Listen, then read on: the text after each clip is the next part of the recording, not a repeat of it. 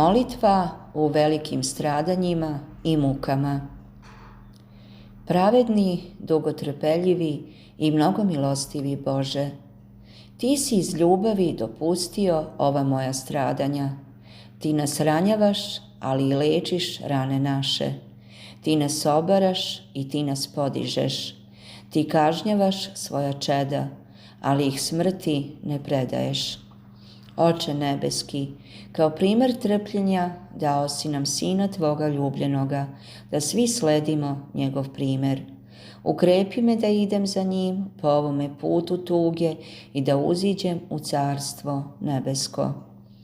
Ne dopusti da iskušenja istrgnu reč Tvoju iz moga srca, da oslabe moju veru i da uguše moju molitvu, da izazovu netrpeljivost i da me navedu na roptanje i na negodovanje protiv Tebe.